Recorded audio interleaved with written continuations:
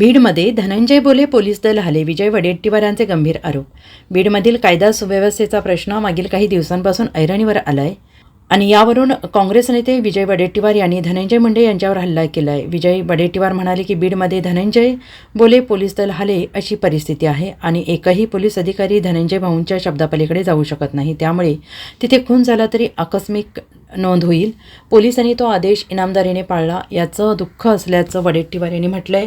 वाल्मिक कराड दाऊद इब्राहिमच्या बरोबरीचा असल्याची टीका काँग्रेस नेते विजय वडेट्टीवार यांनी केली. ते म्हणालेत की वाल्मिक कराडला खुणांच्या गुन्ह्याखाली अटक करून पोलिसांना सगळे धागेदोरे शोधायचे असेल, तळात जायचं असेल तर 1 महिन्याचा PCR घेतला पाहिजे. एका वर्षात 110पेक्षा जास्त खून होतात आणि ही गुंडगिरी मोडून काढण्यासाठी आम्हाला मुख्यमंत्र्यांची कडक कारवाई दिसत नाही.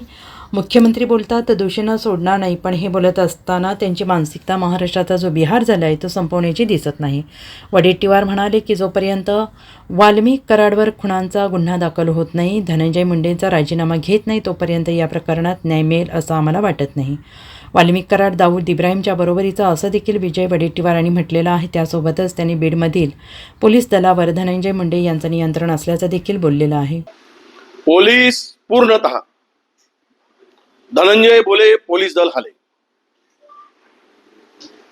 अशी तिथली स्थिती आहे.